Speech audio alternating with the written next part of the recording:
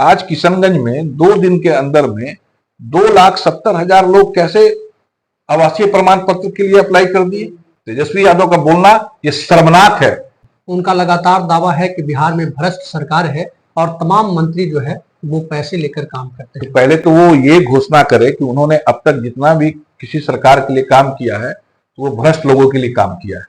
गंगा जल का वो हाथ में लेकर वो प्रण करे कि अब तक मैंने पाप किया था, मैंने भ्रष्ट लोगों को इस देश की जनता के माथे पे बैठाया था। तो ये बात कहना बिल्कुल निराधार है कि नीतीश कुमार की योग्यता में कुछ भी कमी आई। विधानसभा चुनाव के आगाज होने से पहले एक बड़ा तमाशा खड़ा हो गया है और तमाशा यह है कि चुनाव आयोग पुनर्निरीक्षण की बात कर रही है। आदेश भी दे दिया गया है। पूरे बिहार प्रदेश में जो है पुनर्निरीक्षण का काम भी चल रहा है। वहीं महागठबंधन के तमाम नेता राहुल गांधी, तेजस्वी यादव सहित तमाम लोग कल जो है सड़क पर थे और मांग कर रहे थे कि पुनर्निरीक्षण जो है वो भाजपा की साजिश है, इसे रोकना चाहिए। अभी हम भाजपा के प्रदेश प्रवक्ता से बात करेंगे कि आखिर इसमें किसकी साजिश है और क्या बैकवर्ड, अति पिछड़ा सहित जो महागठबंधन के वोटर हैं उन्हें वोट देने से वंचित करने की साजिश चल रही है या फिर चुनाव आयोग जो काम कर रही है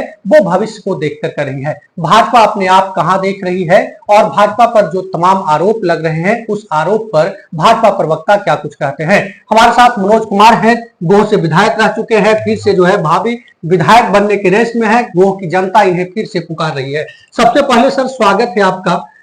एक जो है मतलब सुगबुगाहट तेज हुई कि चुनाव होगा और उसी बीच में जो है एक मामला आ गया कि अब पुनर्निरीक्षण होगा, काम चल रहा है। दूसरी तरफ महागठबंधन के लोग विरोध कर रहे हैं। कल पूरे बिहार में चक्का जाम था। देखिए क्या है कि भारत का प्रजातंत्र जिसे दुनिया का सबसे स्वस्थ प्रजातंत्र कहा जाता है और इस प्रजातंत्र को जो स्वस्थ रखने वाली इकाई है वो भारत का चुनाव आयोग है। और भारत का चुनाव आयोग एक ऐसी संस्था है जिसने पूरे विश्व में भारत के लोकतंत्र की साख बढ़ाई। आज हम गर्व से ये बोलते हैं कि हम विश्व के सबसे बड़े लोकतंत्र हैं। 52 से चुनाव यहाँ चालू हुआ और आज हम 2025 में खड़े हैं। इतना लंबा सफर स्वतंत्रता पूर्वक करके अगर किसी इकाई ने पूरी साख के साथ एक कीर्तिमान स्थापित किया है तो भारत का चुनाव आयोग है। लेकिन मैं इन दिनों देख रहा हूं कि हर बार विपक्ष तो मुद्दा विहीन है। विपक्ष के पास में कोई तथ्य न रहते हुए भी वो चुनाव आयोग पे पिछले कई वर्षों से कोई ना कोई आरोप लगा रहा है। उसी की कड़ी ये है। अब बिहार के संदर्भ में देखिएगा कि चुनाव आयोग ने क्या कहा। चुनाव आयोग ने कहा कि मतदाता सूची का हम पुनरीक्षण करेंगे, पुनर्प्रकाशन करेंगे। ये पहले भी हुआ है, ये कोई आज तो नहीं हुआ, पहले भी हुआ है। लेकिन अब विपक्ष के पास तो कोई मुद्दा नहीं है। जैसा कि आपने कहा कि विपक्ष ये बोल रहा है कि ये पिछड़े, अति पिछड़ों को, दलितों को मतदान से वंचित करने का एक साजिश है। तो क्या है कि विपक्ष के पास यही रह गया है। इस देश में कैसे अराजक माहौल खड़ा किया जाए इसके लिए विपक्ष कुछ भी कर सकता है। इस राष्ट्र विरोधी ताकतों से भी हाथ मिला सकता है। अब बिहार की जनता की बुद्धिमानी देखिए और चुनाव आयोग की कार्यशैली देखिए। अभी कितने दिन हुए हैं मतदाता पुनरीक्षण का कार्य? परसों शाम तक चुनाव आयोग ने बिहार के 7,70,00,000 मतदाताओं तक वो प्रपत्र उनके घर में पहुंचा चुका है। ये लगभग 98% है। 98% मतदाताओं के पास में वो मतदाता पुनरीक्षण फॉर्म को उनके घर में, उनके दरवाजा को खटखटा के उनके घर में पहुंचाया गया। क्या विपक्ष उसकी कभी चर्चा की? परसों शाम तक लगभग बिहार के 46% मतदाताओं ने अपना प्रपत्र भर के चुनाव आयोग में सबमिट कर दिया है। तो अगर 46%, 7,90,00,000 या 98,00,000 कुछ मतदाता होंगे, अभी पुनरीक्षण के बाद में ये आएगा, बहुत सारे लोगों का नाम कटेगा भी। नहीं, क्यों कटेगा? नाम क्यों कटेगा? जैसे आरोप आप- यही लग रहा है, कल तो चक्का जाम इसी भैया, मुद्दे पर हुआ है। आप अगर कहीं बाहर से आके बिहार में बस गए हैं, चुनाव आयोग तो बोल रहा है कि जिनका 2003 में नाम है, उनके बेटे बेटी पोता पोती सबका नाम रहेगा। और कितना इजी एक्सेस है। आप पे बिहार की हर जनता ने उस फॉर्म को देख लिया है, क्योंकि हर जनता के पास में वो फॉर्म पहुंचा दिया गया है। जब मैं आज बोल रहा हूं कि 370 लाख मतदाताओं ने अपना फॉर्म जमा कर दिया, 46% मतदाताओं, परसों तक का मैं आंकड़ा बता रहा हूं, तो फिर कहां शंका है? इसीलिए कल का बंद इनका बुरी तरह फ्लॉप रहा, जनता का कोई समर्थन नहीं मिला। और उससे भी एक बात, आज किशनगंज में 2 दिन के अंदर में 2,70,000 लोग कैसे आवासीय प्रमाण पत्र के लिए अप्लाई कर दिए। तो हर चीज को धर्म से देखना, जात से देखना, वर्गीकरण करके, समाज का वर्गीकरण करके देखना, ये विपक्ष की अब एकमात्र रणनीति रह गई है, क्योंकि इनके पास में कुछ है नहीं। और हम तो शुरू से कहते हैं कि भारतीय जनता पार्टी तो सर्वजन की पार्टी है। तेजस्वी यादव तो कह रहे हैं कि हमारी पत्नी का भी वोटर लिस्ट में कैसे नाम होगा। अरे डॉक्यूमेंट लालू यादव 2003 के हैं, तेजस्वी यादव के पास में, उनको विधानसभा का उनके पास में आइडेंटिटी प्रूफ होगा ना। क्यों बरगलाते हैं? क्यों, मतलब बिहार की जनता क्या, मतलब उनको आप वही चरवाहा में आप घसीटना चाहते हैं? तेजस्वी यादव का बोलना ये शर्मनाक है। और तेजस्वी यादव बोलते हैं आज बिहार के लगभग 64,000 बूथों पर आरजेडी का BLA 2 रजिस्टर्ड हो गया है चुनाव आयोग के सूची में। तो आप अपने राजनीतिक दल को चलाने के लिए सारी संवैधानिक प्रक्रिया को पूरी कर ले रहे हैं, और जनता को भरमाने के लिए बोल रहे हैं कि मेरी पत्नी का कैसे बनेगा। शर्म आनी चाहिए ऐसी बात बोलने के लिए। और ऐसा जनता को मूर्ख बनाने से केवल और केवल उनका अपना फायदा हो सकता है, बिहार का कभी फायदा नहीं हो सकता। अच्छा, महागठबंधन की जब सरकार थी उस समय जातीय जनगणना हुई थी, हवा में जातीय जनगणना रही है, क्या उसी तरह से ये पुनर्निरीक्षण भी हवा में हो जाएगी? देखिए, 26 दिनों का 28 दिनों में कैसे? देखिए जातीय जनगणना नहीं हुई थी, वो एक कास्ट सेंसस, मतलब उसको सर्वे, सेंसस नहीं बोलिए, वो कास्ट सर्वे हुआ था। और कास्ट सर्वे हुआ था, उसके साथ साथ में सामाजिक आर्थिक सभी चीज का एक रिपोर्ट दर्ज किया गया था। और वो महागठबंधन की बात नहीं थी, वो जो NDA में थी उस समय ये कैबिनेट ने निर्णय किया था और 500 करोड़ रुपया आवंटन किया था कि इस कास्ट सर्वे को किया जाएगा। उस कास्ट सर्वे के बाद में जो तथ्य सामने आए, कितने ड्रॉप आउट बच्चे हैं स्कूल से, कितने इंटर के बाद ड्रॉप आउट बच्चे हैं, कितने आय इनकम किनका क्या है, किस किस जाति वर्ग का क्या आय इनकम है, तो एक विस्तृत आंकड़ा तैयार हुआ है। उसके बाद से आप देखे होंगे कि अभी लगातार सरकार जो पेंशन बढ़ाने का, या जो हमारे जो हुनरमंद युवा हैं उनको पेंशन देने का, और भी कई जो योजनाएं अभी हाल के दिनों में जो लॉन्च हुई है, वो कास्ट सर्वे के बाद में उसके आकलन के हिसाब से छोटी छोटी जातियां भी जो है अब हक मांग रही है। नहीं, हम तो कह रहे हैं कि सर्वजन हक मांग रहा है। छोटी छोटी जातियों में क्यों आप बांट रहे हैं? आप समाज की क्यों बात करके बोले कि समाज का हर तबका को हक चाहिए। और हमारे नजर में, क्योंकि भारतीय जनता पार्टी का एक मूल मंत्र जो नरेंद्र मोदी ने दिया है कि 4 ही जातियां हैं इस देश में, और हम जैसे भारतीय जनता पार्टी का कार्यकर्ता इस देश में केवल 4 जाति को मानते हैं, युवा, किसान, नारी और गरीब। ये 4 जातियों को हक देना है। युवाओं को हक देना है, किसान को हक देना है, महिलाओं को हक देना है, गरीबों को हक देना है। प्रशांत किशोर कभी प्रधानमंत्री बनाने में काम कर रहे थे नरेंद्र मोदी जी के साथ, कभी मुख्यमंत्री जी के साथ काम किए, अब बिहार की जनता को जो है जिताने के लिए काम कर रहे हैं। उनका लगातार दावा है कि बिहार में भ्रष्ट सरकार है और तमाम मंत्री जो है वो पैसे लेकर काम करते हैं। पहले तो वो ये घोषणा करे कि उन्होंने अब तक जितना भी किसी सरकार के लिए काम किया है तो वो भ्रष्ट लोगों के लिए काम किया है।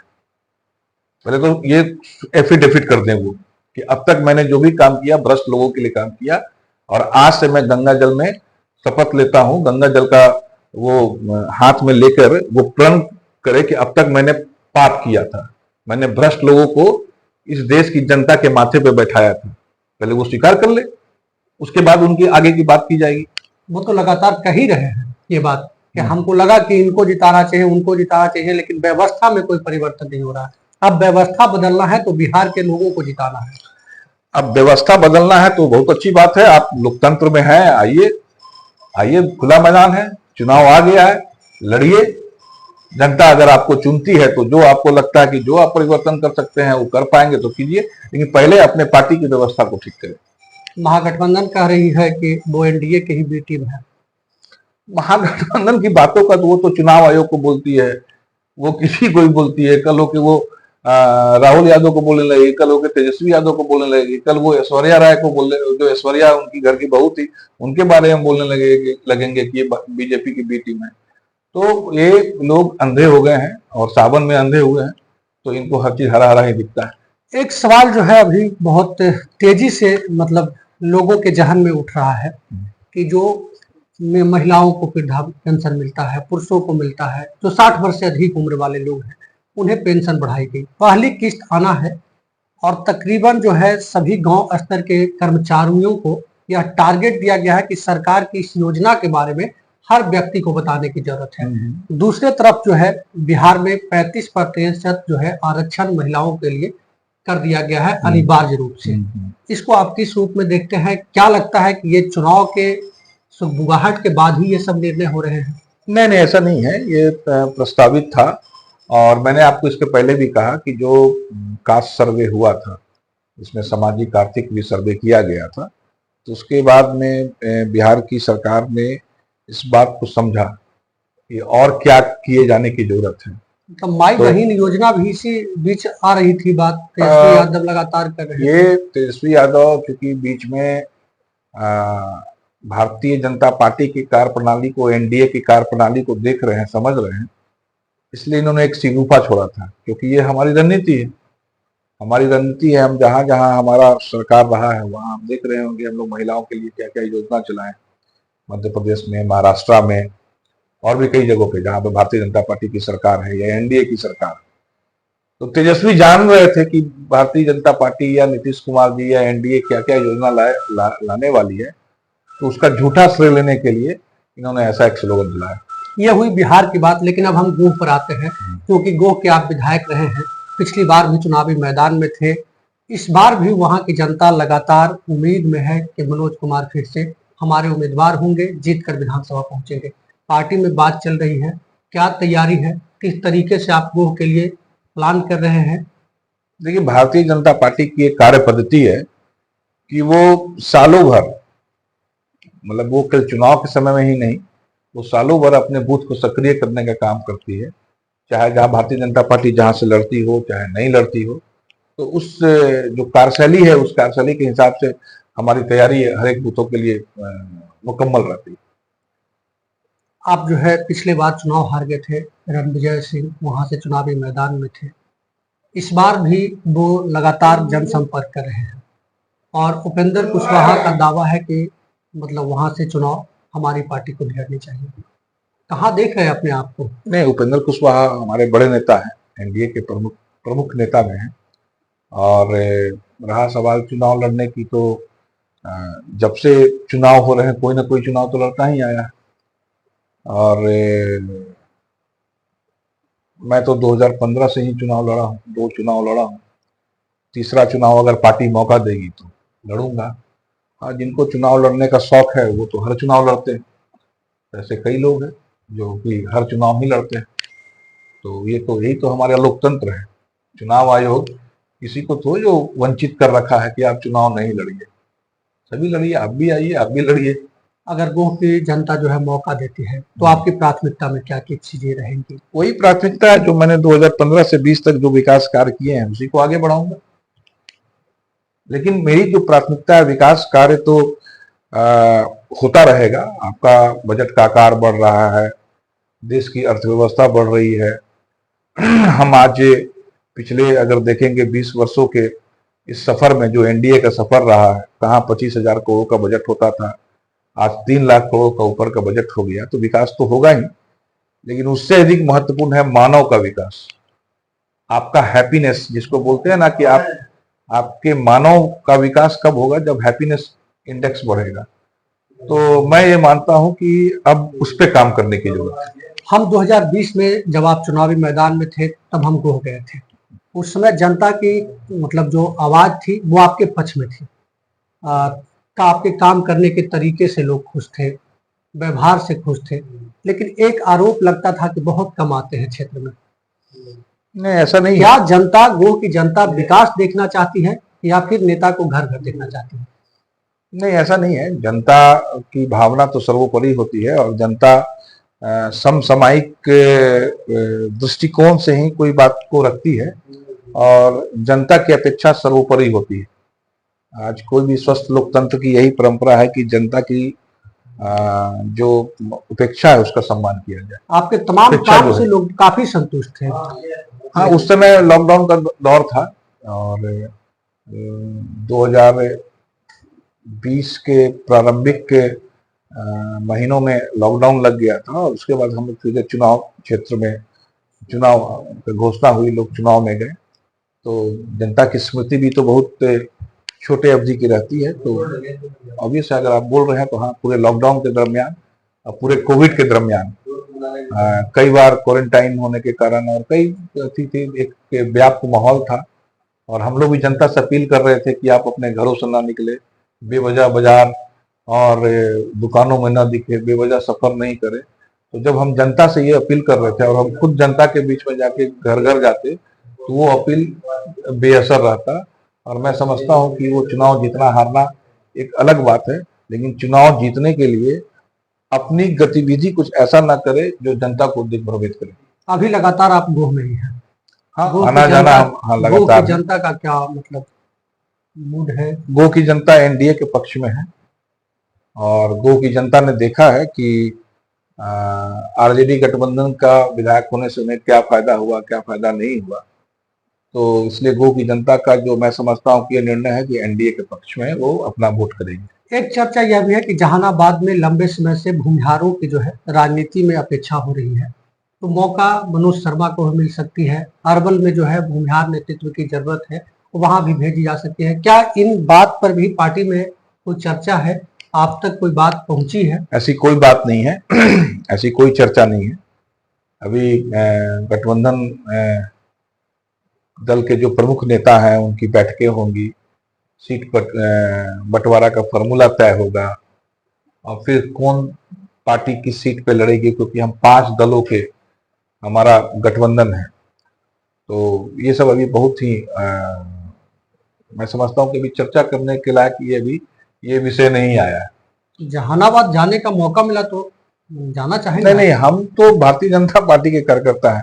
भारतीय जनता पार्टी बोलेगी कि अंडमान निकोबार में चले जाइए, अंडमान निकोबार में जाके वहीं पर जो कार्य सौंपेंगे वो करेंगे। भारतीय जनता पार्टी बोलेगी कि अब दूसरे लोगों को मौका दीजिए, तो हम उसके समर्थन में खड़ा रहेंगे। तो मैंने कहा ना कि मैं राजनीति को मानव विकास का एक माध्यम देखता हूँ।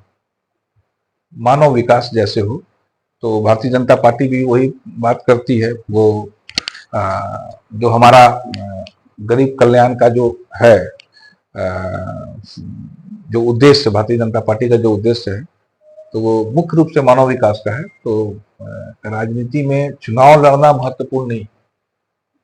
राजनीति में चुनाव लड़ना जितना महत्वपूर्ण नहीं है, लेकिन महत्वपूर्ण है कि एक ऐसी सरकार बने जो कि गरीब कल्याण करे, जो मानव विकास करे। उसके लिए हम लोग राजनीति में हैं। इसलिए पार्टी जो बात बोलेगी वो हम लोग को स्वीकार होगी। एक आखिरी सवाल पूछेंगे। नीतीश कुमार की जो है मानसिक स्थिति पर लगातार चर्चा हो रही है, उनकी एक्टिविटी पर लगातार चर्चा हो रही है।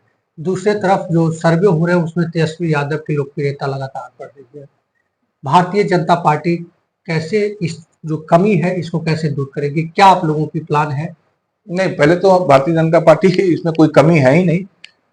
नीतीश कुमार के नेतृत्व में एक सफल सरकार आज भी काम कर रही है और जितने निर्णय लिए जा रहे हैं वो नीतीश कुमार जी के ही नेतृत्व में लिए जा रहे हैं और उन्हीं के विजन से वो निर्णय लिए जा रहे हैं।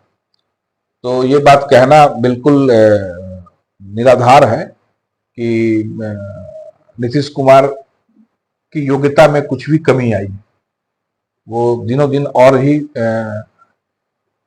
महत्वपूर्ण निर्णय जो लोक कल्याण के हैं वो लिए जा रहे हैं नीतीश कुमार जी के द्वारा। और रहा सवाल की तेजस्वी यादव की लोकप्रियता की, तो अगर वो लोकप्रिय होते तो अपने पत्नी का वोटर सूची में नाम जुड़वाने को लेकर संशय व्यक्त करके जनता को दिग्भ्रमित नहीं करते। ये मक्कारी है। तो मक्कार लोग कभी लोकप्रिय नहीं हो सकते। चलिए, बहुत बहुत धन्यवाद, आप समय निकाले। तो ये हमारे साथ भाजपा के प्रदेश प्रवक्ता मनोज शर्मा थे, जिनका साफ कहना था कि बिहार की जनता ने कल चक्का जाम का भी समर्थन नहीं किया है। हर जगह पर गाड़ियां दिखाई दे रही थी। सरकार लगातार काम कर रही है। वहीं जो आरोप प्रशांत किशोर के हैं, उस पर इन्होंने कहा है कि पहले वो खुद जो है एफिडेविट करना चाहिए, उन्हें माफी मांगना चाहिए और गंगा में स्नान करना चाहिए। बहरहाल देखने वाली बात होगी कि आगे क्या क्या देखने को मिलता है इस चुनाव में। एक चीज तो स्पष्ट है कि चुनाव आयोग की इस निर्णय के बाद बिहार के चुनावी गतिविधि तेज हो गई है और मनोज शर्मा भी गोह में लगभग तय माने जा रहे हैं।